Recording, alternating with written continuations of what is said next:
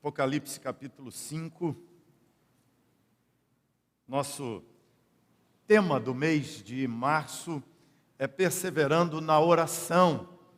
E a palavra do Senhor nos fala acerca da perseverança na oração em diversas passagens das Escrituras. Somos ensinados, somos exortados a perseverar nas Escrituras Sagradas. O texto base nosso do mês de março é o texto de Colossenses 4:2, que diz: perseverai na oração, vigiando com ações de graças. Perseverai na oração, vigiando com ação de graça, ou com ações de graça. Você mantém a vigilância de não cair na reclamação, de não cair em pecado, agradecendo.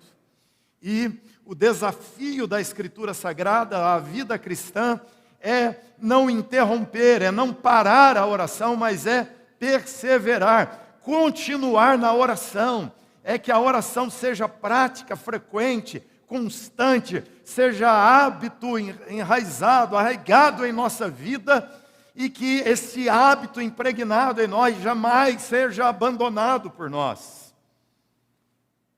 Então, eu quero falar nessa noite sobre 3 poderosos motivos para você perseverar na oração, para que nós perseveremos na oração. Quero falar esses motivos poderosos a partir dessa exposição do texto de Apocalipse capítulo 5. E pensando e meditando nessas coisas, me veio uma frase à mente, porque a prática da oração é sempre um desafio para nós. E o grande desafio da oração é, segundo a grande maioria dos cristãos que tem dificuldade de separar tempo para orar, é que não tem tempo, é que está ocupado demais. E uma frase que eu gosto dela diz assim: Deus nunca está muito ocupado para ouvir. Então, não esteja nunca tão ocupado que não possa orar. Deus nunca está tão ocupado que não possa te ouvir. Então, nunca esteja tão ocupado que não pode orar.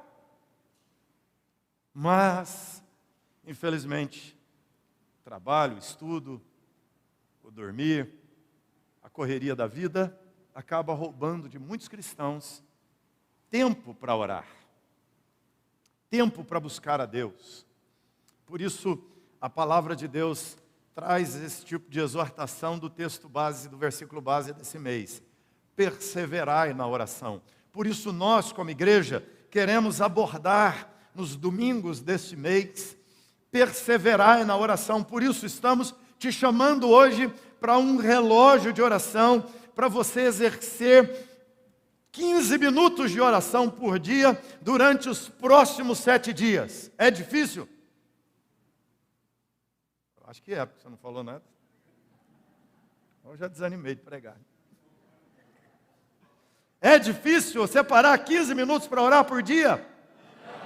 Você vai separar 15 minutos para orar por dia? Então fechou o relógio. Você se inscreve lá, coloca quais são os 15 minutos que você vai separar para orar. Coloca lá na saída, se você não quer pegar link no site, no WhatsApp, fala lá com o Fabiano, você já viu ali o aviso, e você pode colocar, se inscrever, 15 minutos. Claro, você pode se inscrever em 2 horários, 3 horários, 4 horários. Quanto mais fominha de oração você for, melhor. Tá certo? Então, coloque lá. Nós teremos também Zoom, salas de Zoom de oração, 7 da manhã, 12 horas, meio-dia e 18 horas. Em cada um desses horários, eu mandei aí no link, o link estará também na nossa página a partir de amanhã, e aí você compartilha com outros irmãos. Se não recebeu, pede pelo WhatsApp, nós mandamos para você. Você entra numa sala de Zoom, a partir de amanhã, 7 da manhã, terá sempre um anfitrião coordenando ali um tempo de oração. E quanto mais pessoas entrarem, nós oraremos juntos, colocaremos os pedidos de oração. Perseverai na oração, diz a palavra. Perseverai na oração com ações de graças. Colossenses 4:2. Você tem que decorar. Tem um mês para decorar, não é possível. Você já vai decorar hoje. Vamos lá? Perseverai na oração, vigiando com ações de graças. Colossenses 4:2. Fala de olho fechado assim. Perseverai na oração, vigiando com ações de graças. Colossenses 4:2. Decorou. Guarda esse versículo, porque é uma ordem da Escritura do Espírito Santo. E aí você coloque-se diante de Deus em oração. Dia 25, separa na sua agenda. Dia 25 é uma sexta-feira. De 24 para 25, quero desafiar você a fazer jejum. Jejum. 24 horas de jejum. Consegue? Vai morrer de fome, não. E dia 25, a partir das 18 horas, nós começaremos um movimento de oração aqui no templo. E vamos orar até 6 horas da manhã do dia 26. E aí, 11 horas, começamos uma vigília. Teremos plantões de oração de 18 às 11. Tem o SOS, que será o SOS de oração, a partir de 8 horas dos adolescentes. O corujão dos jovens, 10 horas, será corujão de oração. E depois, geral, a partir de 23 horas, é uma vigília aí envolvendo coral, já prepara para cantar na vigília. Vocês vão cantar na vigília, bonitinho aqui na frente. Coral inteiro. Se bobear, a gente chama orquestra para tocar na vigília, né? Dá para tocar. O que você faz de meia-noite às 6? E me fala, o que você tem de mais importante para fazer de meia-noite às 6 do que orar? Dormir não é mais importante que orar. Comer não é mais importante que orar, por isso o jejum. Dormir não é mais importante que orar, por isso a vigília. E eu quero te dar 3 grandes motivos, 3 poderosos motivos para orar no texto de Apocalipse 5, que diz assim: vi na mão direita daquele que estava sentado no trono um livro escrito por dentro e por fora, de todo selado com 7 selos. Vi também um anjo forte que proclamava em grande voz: quem é digno de abrir o livro e de lhe desatar os selos? Quem é digno de abrir o livro e de lhe desatar os selos? Quem é digno? Quem? Ora, nem no céu, nem sobre a terra, nem debaixo da terra, ninguém podia abrir o livro, nem mesmo olhar para ele. E eu chorava muito porque ninguém foi achado digno de abrir o livro e nem mesmo de olhar para ele. Todavia, um dos anciãos me disse: não chores. Que palavra preciosa. Não chores. Eis que o leão da tribo de Judá, a raiz de Davi, venceu para abrir o livro e os seus 7 selos. Então, vi no meio do trono, e no meio, entre os 4 seres viventes, e entre os anciãos, de pé, um cordeiro como tendo sido morto. Ele tinha 7 chifres, bem como 7 olhos, que são os 7 Espíritos de Deus enviados por toda a terra. Se alguém tem dúvida da divindade de Cristo, está aqui. Ele tem 7 chifres, onipotente. Ele tem 7 olhos, onisciente. 7 Espíritos, onipresente. Ele pode tudo, Ele sabe tudo, Ele está em todos os lugares. Esse é o Cordeiro de Deus. Veio, pois, tomou o livro da mão direita daquele que estava sentado no trono, e quando tomou o livro, os 4 seres viventes, os 24 anciãos, prostraram-se em adoração diante do Cordeiro, tendo cada um deles uma harpa e taças de ouro. Cheias do quê? Que são o quê? Isso aí você devia marcar na sua Bíblia. são as orações dos santos. São as orações dos crentes, é sinônimo. São as orações dos discípulos, dos seguidores do Cordeiro, dos cristãos verdadeiros. São formas diferentes de chamar o mesmo povo. Orações dos santos. E entoavam um novo cântico dizendo, vamos juntos? Digno és de tomar o livro e de lhe abrir os selos, porque foste morto e com o teu sangue compraste para Deus os que procedem de toda tribo, língua, povo e nação. E para o nosso Deus os constituístes reinos e sacerdotes, e reinarão sobre a terra. Vi e ouvi uma grande voz de muitos anjos ao redor do trono, dos seres viventes e dos anciãos, cujo número era de milhões, milhares de milhares, proclamando em grande voz, vamos mais uma vez juntos? Digno é o Cordeiro que foi morto de receber o poder e riqueza, e sabedoria, e força, e honra, e glória, e louvor. Mas não era assim que eles falavam, não. Eles falavam no céu diante da glória de Deus. Era mais empolgado que a torcida de futebol quando o time faz o gol na final do campeonato aos 49 do segundo tempo. Não é?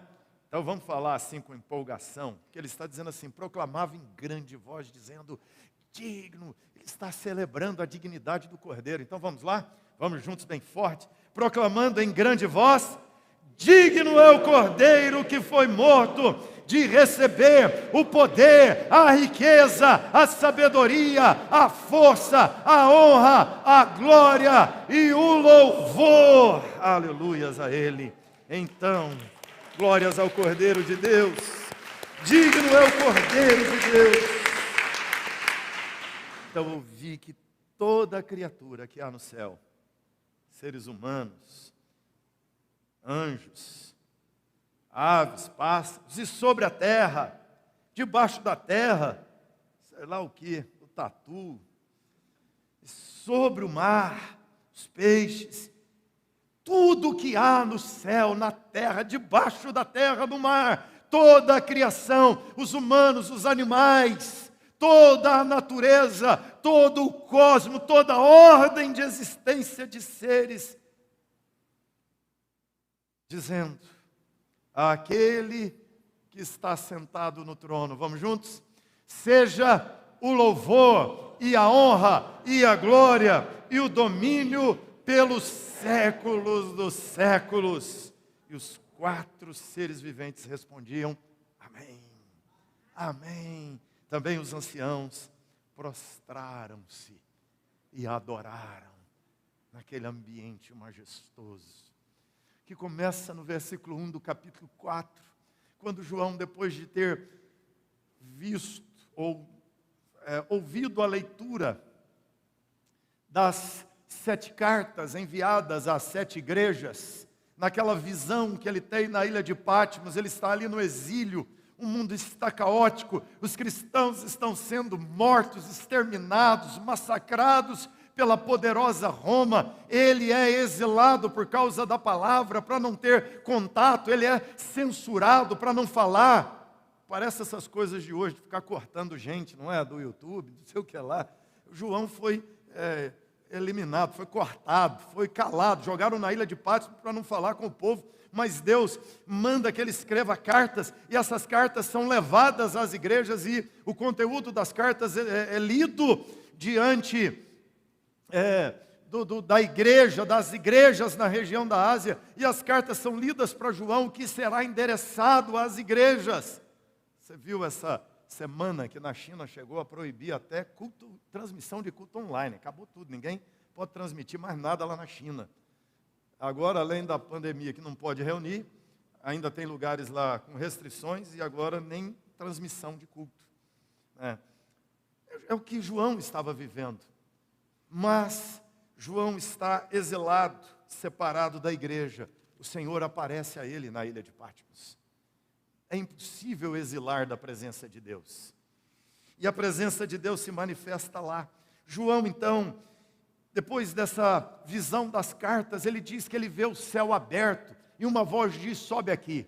E João, então, sai dessa terra caótica, dessa terra de epidemia, de pandemia, de guerra, de confusão, de injustiça, de disputa política, de ambição, de corrupção, essa terra de violência, essa terra de racismo, essa terra de separação, de agressão, essa terra de impureza, de promiscuidade, de feitiçaria, essa terra de insanidade, de relativismos. Ele diz que ele sobe para o céu e ali ele vê um trono armado e naquele trono alguém assentado, e ele descreve a glória, a majestade, a beleza daquele que está sentado no trono. Ele descreve a sala do palácio real e ele destaca que naquela sala existem 24 anciãos, 4 seres viventes, e ele fala da glória, da majestade de Deus, daquele ambiente sacro, santo, glorioso, e que naquele ambiente os seres viventes de dia e de noite clamam, proclamam: santo, santo, santo é o Senhor, o glorioso. E ele percebe no meio daquela cena toda do trono de Deus, Deus assentado no trono, os anciãos com coroas nas suas cabeças, os presbíteros ali diante de Deus. A palavra ancião no grego é isso, presbíteros. E os viventes, os zoos, que são os seres vivos. E aqui a ideia são seres de uma ordem de existência maior do que a dos seres humanos, estão diante de Deus. E naquela cena, naquele ambiente, ele diz que olha para a mão daquele que está sentado no trono. Depois de, no capítulo 4, descrever a cena do trono, no capítulo 5 ele diz que na mão direita daquele que está sentado no trono tem um livro, tem um rolo de um livro. Não é um códex, que é um livro no formato do nosso livro. É um rolo, é um pergaminho, couro ou papiro enrolado. E uma coisa curiosa, ele diz, está escrito por dentro e por fora. Normalmente nos pergaminhos só se escreviam por dentro. Mas esse, pelo conteúdo vasto, grande, está escrito por dentro e por fora. Mas ninguém podia ler o livro. Ninguém podia nem olhar para aquele livro. Tamanha a indignidade dos humanos, tamanha a santidade de Deus e a nobreza do conteúdo do livro. João, então, continua descrevendo a cena. Ele diz que ninguém podia olhar para o livro, ler o livro, e bate uma tristeza, uma angústia na alma de João, e ele chora muito. João, olha a cena, gente, ele está na sala do trono real. E o que ele faz? Ele chora. Ele desaba em lágrimas. Esse é o choro do pecado, esse é o choro da indignidade humana, esse é o choro da imperfeição humana, esse é o choro do desespero humano, esse é o choro da queda humana. Ele diz: ninguém, nenhum ser humano, Abraão não pode, Moisés não pode, Maria não pode, Paulo não podia, ele, João, não podia abrir o livro, Pedro não podia abrir o livro, Elias, Eliseu, ninguém podia abrir aquele livro. E ele chora, é o desespero. Um livro na mão do rei significa que Deus tem o destino na mão, que Deus tem a história na mão.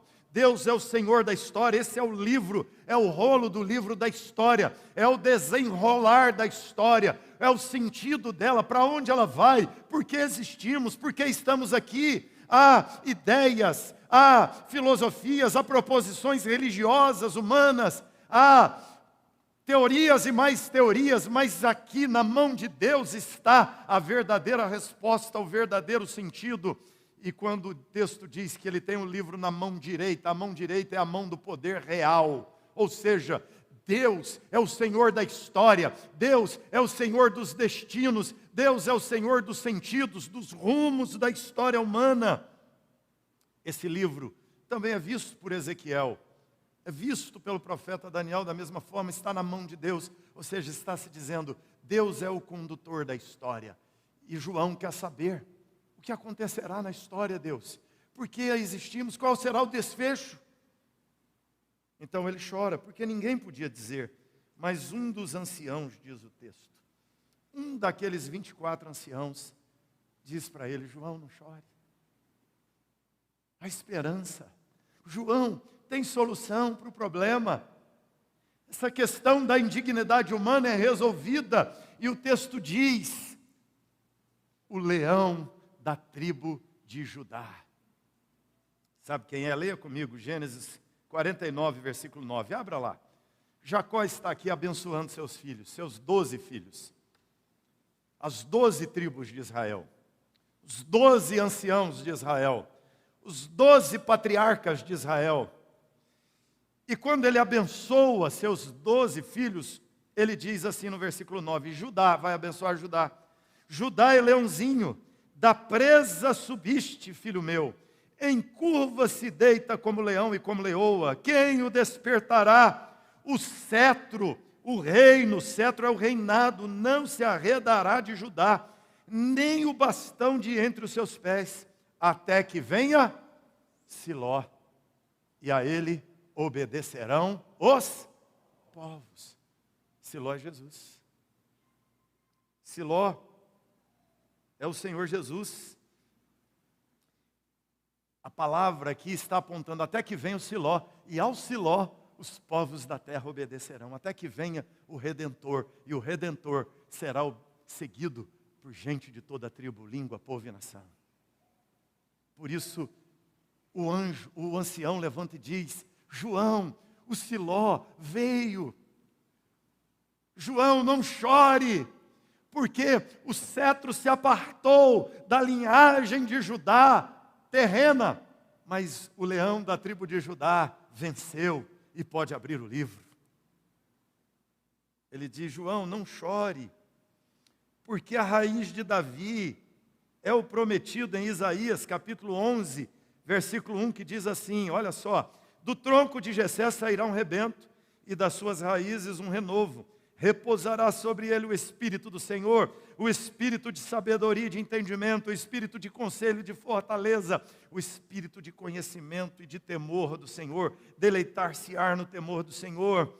Não julgará segundo a vista dos olhos, nem repreenderá segundo o ouvir dos seus ouvidos, mas julgará com justiça os pobres, decidirá com equidade a favor dos mansos da terra, ferirá a terra com a vara da sua boca e com o sopro dos seus lábios matará o perverso. E assim ele segue descrevendo o Messias. O Espírito do Senhor repousa sobre ele. O ancião diz, João, não chore. O leão da tribo de Judá, a raiz de Davi, venceu e pode abrir o livro. Então, a cena se segue, ele diz que olha, e ele vê no meio do trono, naquela cena do santuário, no meio do trono, no trono de Deus, na carta a Laodiceia, Jesus diz, eu venci e me assentei no trono do meu Pai. Ele se assenta no trono do Pai. No meio do trono, entre os anciãos, entre os 4 seres viventes, a ideia é que os 4 seres viventes estão ao redor do trono, os 24 anciãos diante do trono de Deus, e no meio do trono o cordeiro. Ele diz o cordeiro como tinha sido morto.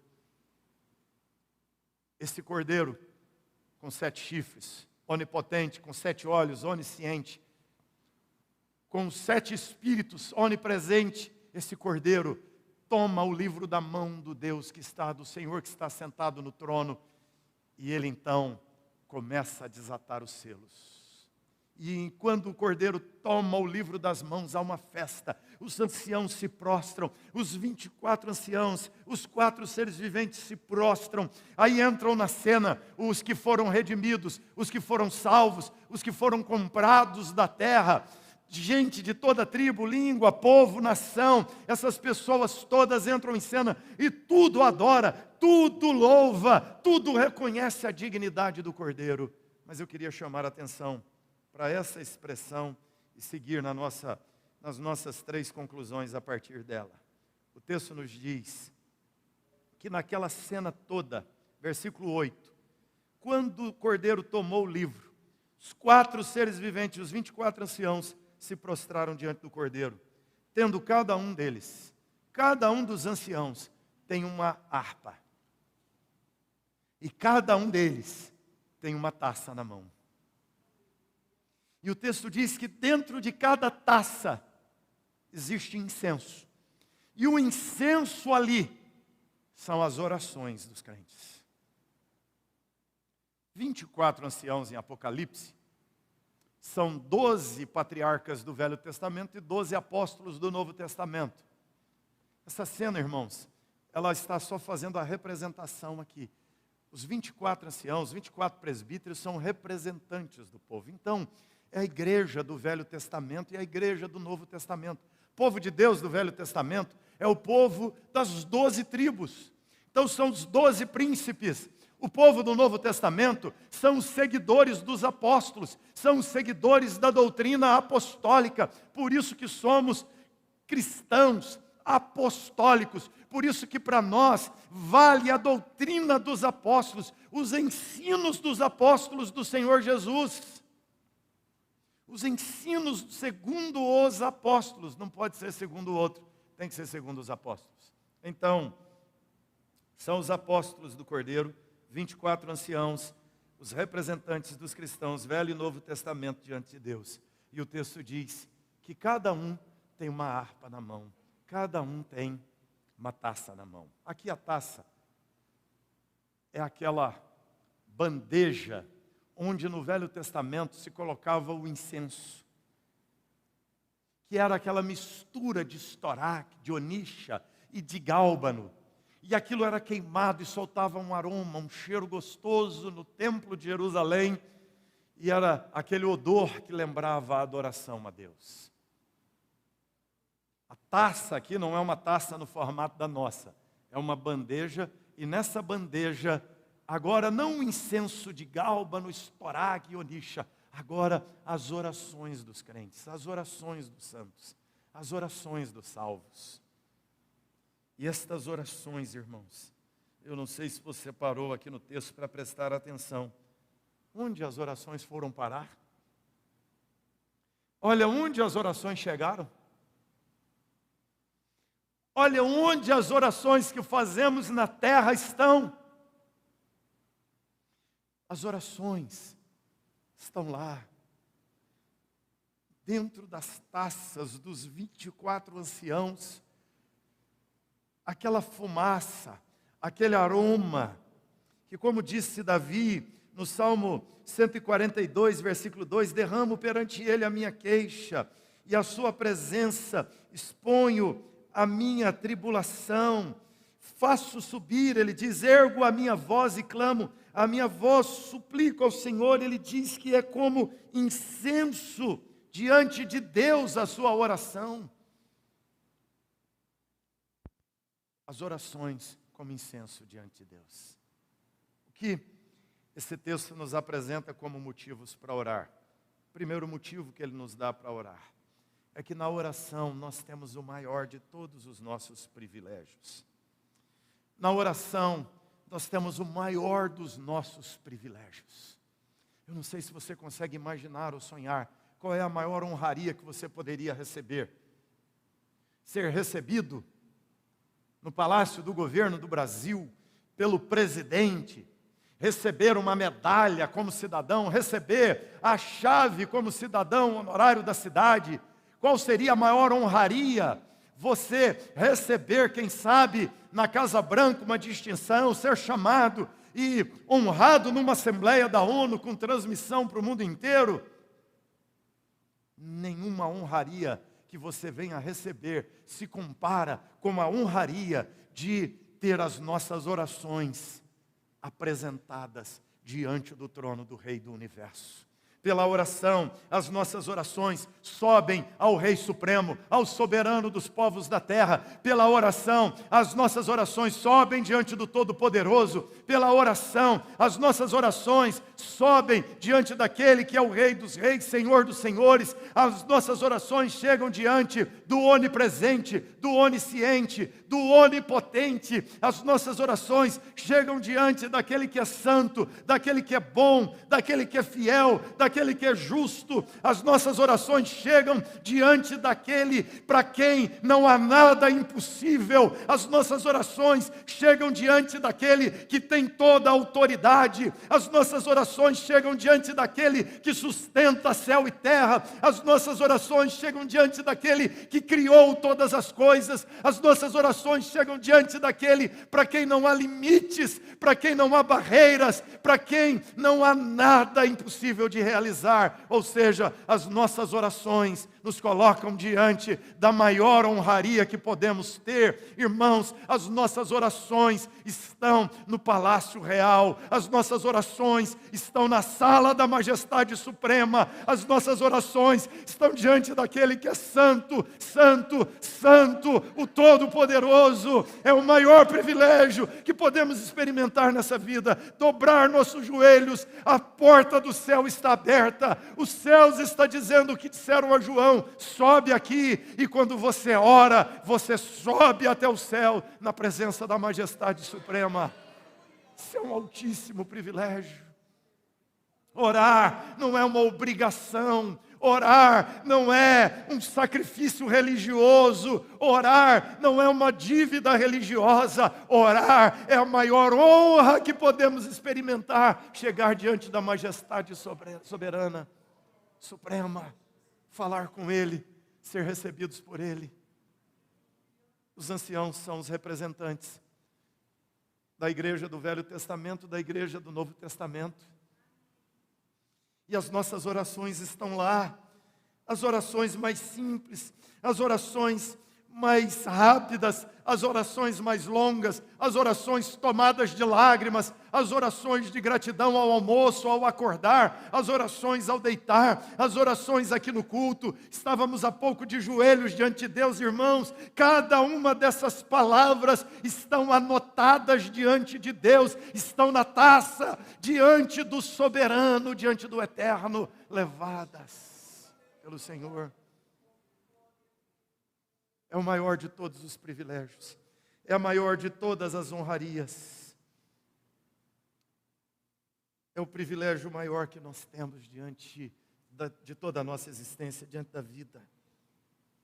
Oh, irmãos, quando oramos, nós estamos conversando com aquele que tem o destino, aquele que tem o livro na mão, aquele que lê, aquele que escreve a história. A história não é escrita pelo Putin, a história não é escrita pelo Volodymyr, não, a história não é escrita por Biden, a história não é escrita por Bolsonaro, a história não é escrita por Macron, a história não é escrita pelo presidente da ONU, a história não é escrita pelos donos dos bancos, a história não é escrita pelos laboratórios de remédios, a história não é escrita pelos partidos, a história não é escrita pelos burocratas da vida, a história não é escrita por homens, a história é escrita pelo Rei justo, santo, soberano e bondoso, assentado no seu alto e sublime trono. E quando oramos, conversamos com o Senhor que escreve a história. É honra, é privilégio. E esse é um bom motivo para perseverar na oração, não é? Porque nós entendemos que é privilégio. Eu sempre admirei os muçulmanos, porque eles oram 5 vezes ao dia. Eu achava bonito. A gente chega no Oriente, vários países, você vê aqueles homens com a testa roxa. Sujeito com a testa roxa, na cultura islâmica, significa que ele é um homem de oração. Ele é um homem santo. Ele ora tanto ajoelhando e batendo a testa no chão. Você viu que o muçulmano ora e bate a testa, não é? Então ele ora tanto assim, que a testa começa a ficar roxa. Aí ele tem um roxo na testa. Alguns, a testa é machucada e descascando. E eu pensava, esses homens oram, os cristãos deviam orar assim, como os muçulmanos. Até que eu comecei a ouvir testemunho de conversão de muçulmanos. E vários deles dizem assim: agora eu não preciso orar 5 vezes ao dia. Eu posso orar 1, 2, 3, 10. Porque eu entendi. Aquilo não é uma devoção. Aquilo é um medo de Alá. O muçulmano entende que se ele não orar as 5 vezes, virado para Meca, se o sujeito orar de costa para Meca, pronto, já arrumou encrenca. Você precisa de bússola para orar. Já pensou que escravidão que é isso? Você não tem bússola, deu a hora de orar. Você está no meio da rua e você não sabe para onde apontar. E eles disseram assim: ó, acha uma árvore e ora diante da árvore. ao socorro. Não, irmãos, não é uma obrigação religiosa. É um privilégio que o Senhor nos deu de acessar a majestade suprema. E não oramos por obrigação, não oramos com medo da ira de Deus, oramos por causa do grande amor de Deus, que abriu a sala do trono, rasgou o véu e disse: você pode entrar. É privilégio. Em segundo lugar, esse texto nos mostra, primeiro, que na oração temos o maior de nossos privilégios. É um privilégio inominável, é um privilégio indescritível.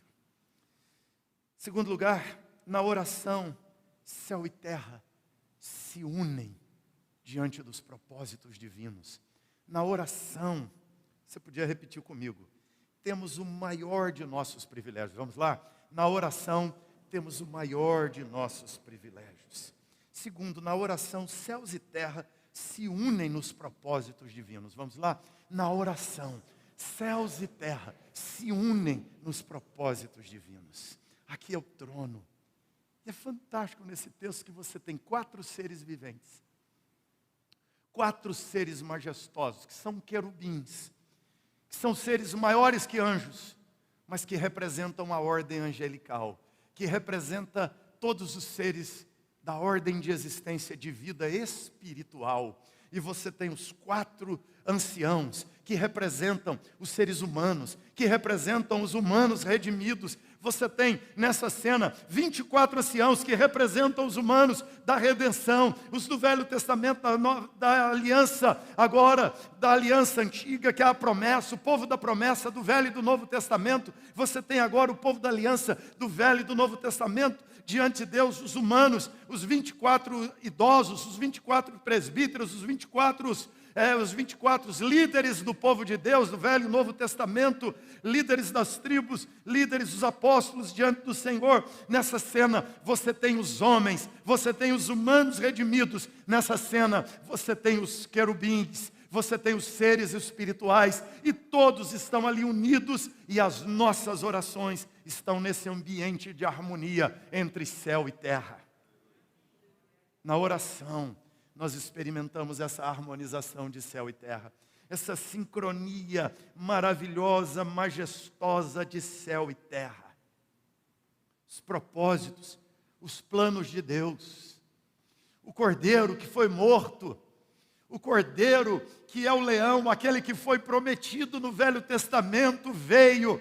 É o plano de Deus, é o propósito de Deus, é a história de Deus, é a história da redenção, é a história se cumprindo, aquilo que Deus falou com Adão e Eva na queda, que haveria um filho do ventre da mulher que esmagaria a cabeça da serpente, aquilo que Deus prometeu a Enos, aquilo que Deus prometeu a Noé, aquilo que Deus prometeu a Abraão, aquilo que Deus prometeu a Moisés, dizendo que viria um profeta maior do que ele, aquilo que Jacó, abençoando seus filhos, está prometendo a Judá. Virá Siló, virá o Messias, aquilo que Isaías profetizou, aquilo que Oséias profetizou, irmãos, se cumpriu conforme as profecias dadas no Velho Testamento. É Deus conduzindo a história. Aqui é uma harmonia de oração e decretos divinos. É uma harmonia de oração e plano de Deus. Nós não oramos para conduzir o plano de Deus. Nós não oramos para mudar os planos de Deus. Nós oramos porque no plano de Deus está a realizar as suas obras através das nossas orações. Você entende? Aqui eu gosto sempre de pensar nesse conceito. Na oração, nós não somos meros pedintes, nós somos agentes de realização da vontade de Deus na terra. Guardou isso? Na oração não somos meros pedintes, somos agentes de realização da vontade de Deus na terra. Deus quer realizar a vontade dele na terra através das suas orações. Deus quer fazer milagres através das suas orações. Deus quer socorrer através da sua oração. Deus quer curar através da sua oração. Deus quer salvar através da sua oração. Deus quer fazer a igreja crescer através da sua oração.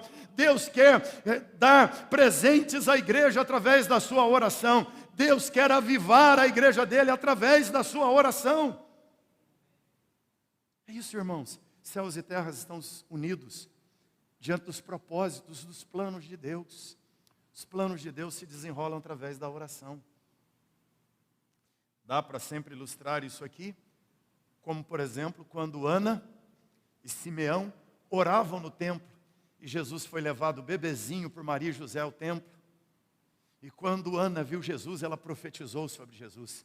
E quando Simeão viu Jesus, ele ergue os olhos aos céus e diz: Senhor, pode tomar em paz o teu servo. Os meus olhos viram a redenção de Israel. Os meus olhos viram Siló. Os meus olhos viram o filho do ventre da mulher que esmagará a cabeça da serpente. E ali o texto diz que eles se dedicavam às orações. Pelo que eles oravam? Eles oravam pela vinda do Messias. E o Messias veio em resposta à oração de Ana e Simeão. Você entende a nobreza desse exercício de orar? Quando você ora, as coisas de Deus acontecem na terra através da sua oração. Então ore por tudo. Ore pelas pessoas, ore pelo presidente, ore pelo governador, ore pelo prefeito, ore pelos deputados, ore pelos senadores, ore pelos partidos, ore pela ONU, ore pelos empresários, ore por justiça, ore por luz, ore por paz. Porque é através das orações dos santos que Deus realizará suas grandes obras na terra. É através das orações que Deus realizará os milagres dele na terra, irmãos. Na oração, nós temos esse encontro de céu e terra nos propósitos de Deus. Nós oramos, Deus envia os anjos. Nós oramos, Deus move as circunstâncias. Não porque nós convencemos Deus a fazer algo, não. É porque Deus decretou fazer por nossas orações. Por último, na oração, nós somos esses agentes do cumprimento dos decretos de Deus na história.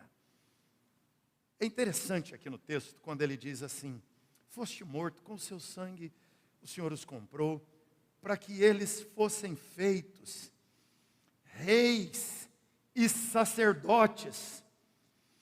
Foram comprados para que se tornassem reis e sacerdotes. Apesar da nossa tradução estar aqui, reino e sacerdotes, mas no grego aqui, na verdade está, fosse morto com o seu sangue, compraste para Deus, versículo 10, os constituíste, reino e sacerdotes. Aqui, no grego está basileus e não basileia. Basileia é reino, basileus é reis. E aqui está basileus, reis.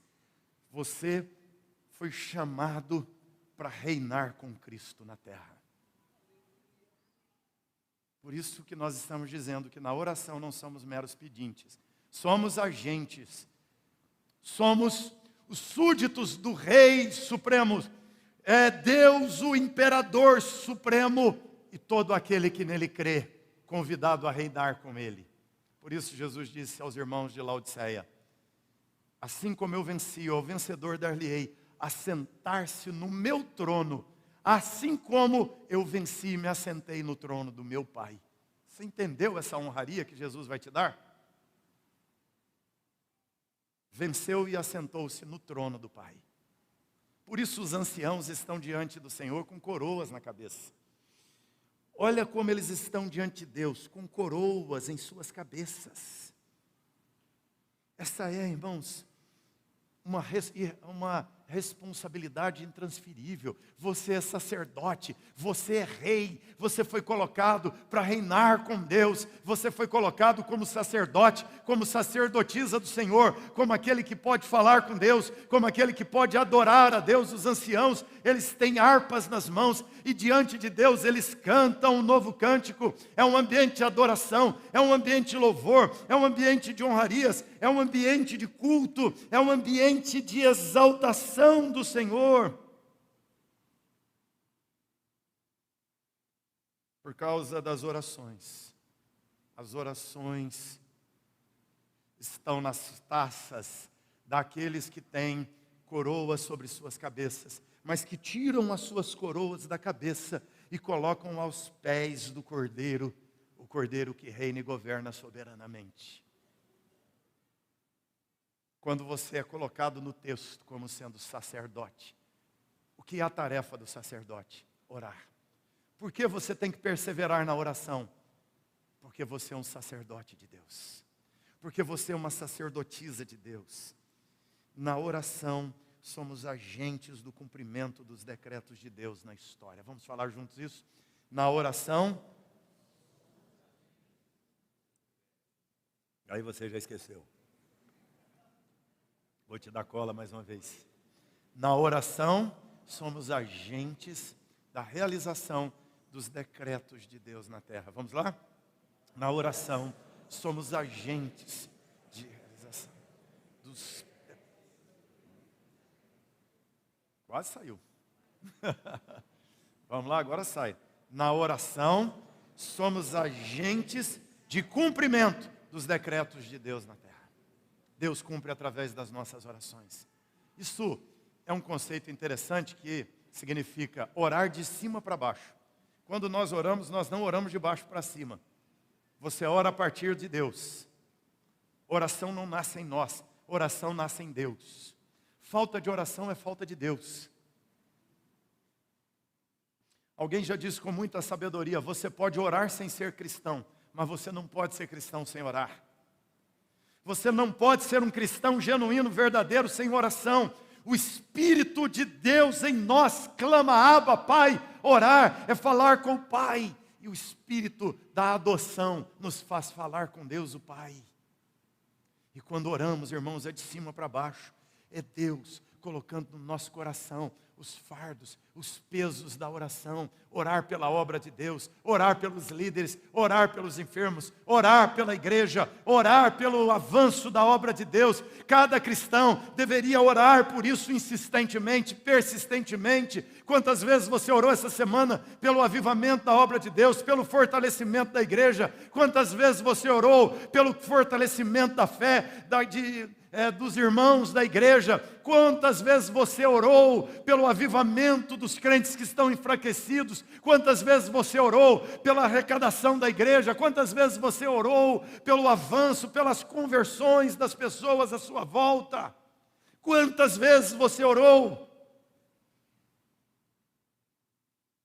Nós precisamos, irmãos, orar, porque na oração nós nos envolvemos com o plano eterno de Deus. Ontem à tarde, quero fechar aqui,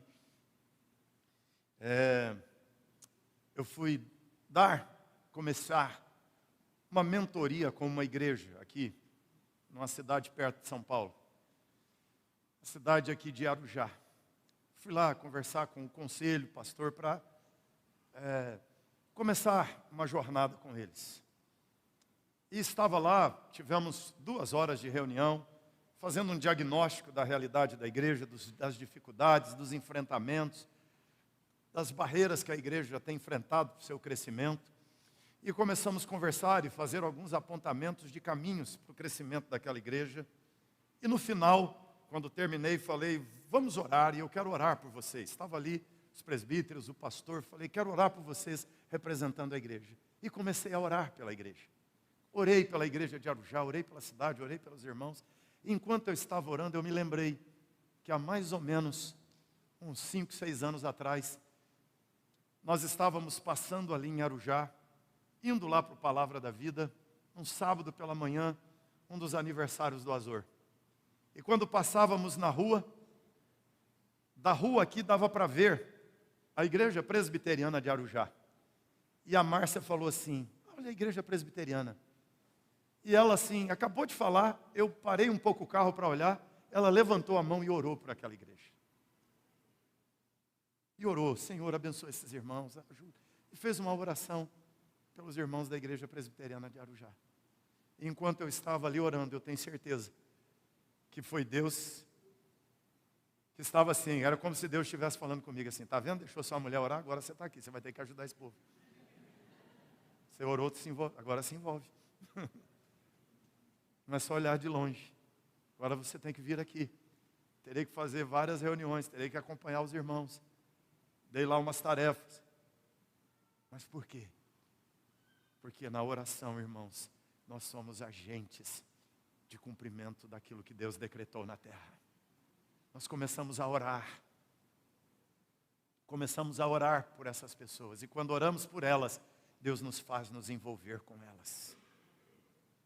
Eu comecei a orar pelos haitianos no meu 2º ano de ministério. E orei por haitianos. Orava pelo Haiti sempre. De repente chegou um convite. Pregar no Haiti para uma conferência de 250 pastores haitianos. De repente estou eu aqui na Igreja da Penha, batizando haitiano e recebendo como membro da igreja. De repente estamos nós aqui, Piratininga, tem cerca de 1.500 haitianos ali para evangelizar. Você entende o que é orar, irmão?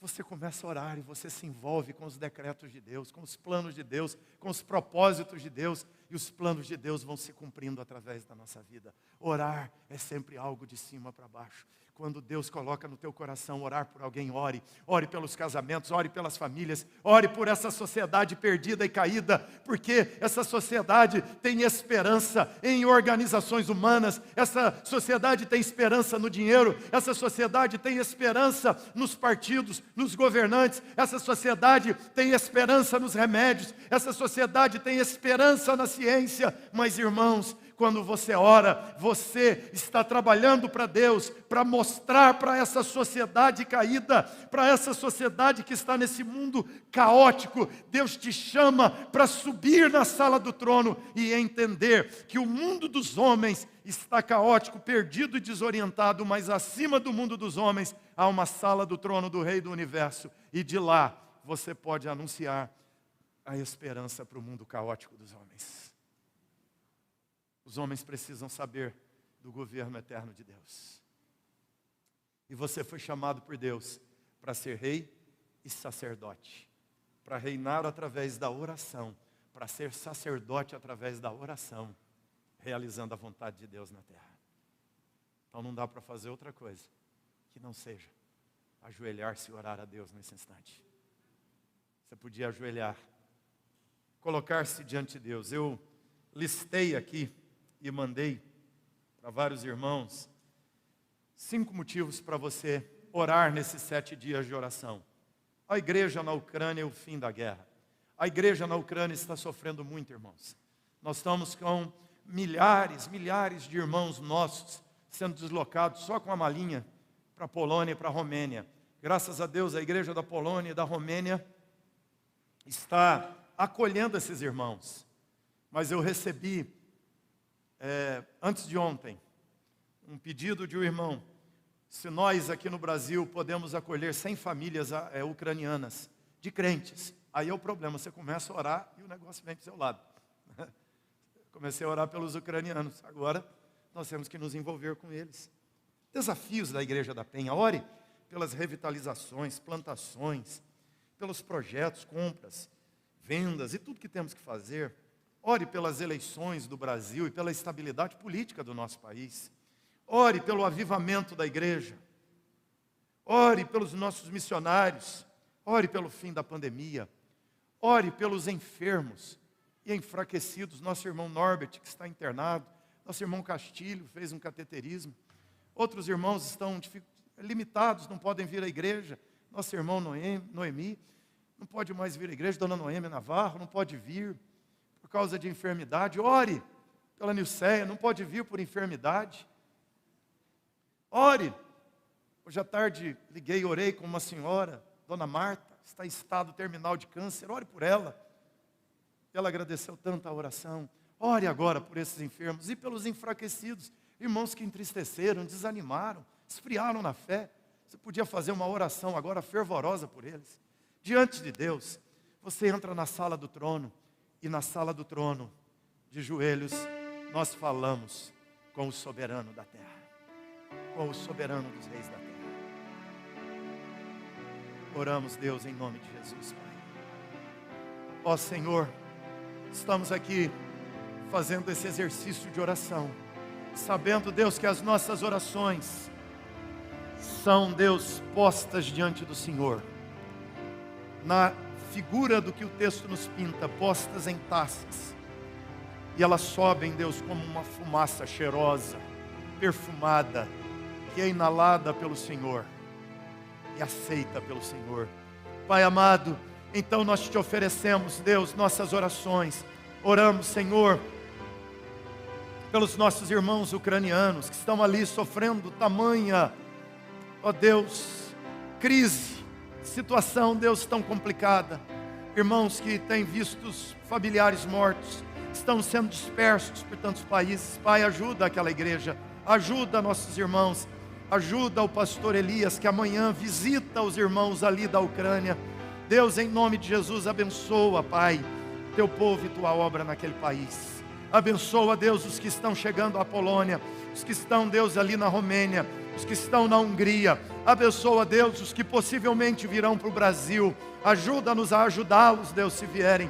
Pai amado, abençoa nosso país com estabilidade política e econômica. Abençoa o processo de eleição, que não vire uma guerra insana, Senhor. Abençoa, Deus, a igreja com avivamento. Abençoa a igreja com poder de realização de seus projetos. Que cada um desses projetos seja plano do Senhor, e que o Senhor determine e que eles aconteçam na terra. Ó Deus amado, ordene do céu cura dos nossos enfermos. Levanta, ó Deus, os abatidos, caídos e desanimados, Senhor. Em nome de Jesus, Pai, visita esses queridos irmãos e irmãs. Senhor, nós estamos suplicando, nós estamos clamando, Pai, a Tua graça, a Tua misericórdia, a Tua bondade e o Teu favor. Estamos suplicando, Deus, cura para os enfermos. Abençoa o Norbert, abençoa, Deus, o Castilho, abençoa, Senhor, a Nilceia, abençoe, Deus amado, a Dona Noêmia Navarro. Derrama bênção sobre ela e sobre tantos outros, Deus, estão agora lutando contra a enfermidade. Faz milagres, ó Deus, sobretudo ajuda os enfraquecidos diante do desemprego, da crise familiar. Faz milagres, levanta-os, Deus amado, desse abatimento. Ó soberano, ó todo-poderoso, o Senhor pode tudo, o Senhor realiza tudo, o Senhor está em tudo, é tudo para o Senhor, para a glória do Senhor, por meio do Senhor Jesus, Pai. Então, ao Senhor que está sentado no trono, elevamos a nossa voz. Ao Cordeiro no meio do trono clamamos. Ó Deus, tome as nossas orações e derrame sobre nós teus milagres, tuas bênçãos, teus sinais e teus prodígios. É o nosso clamor a Ti, em nome de Jesus. Amém.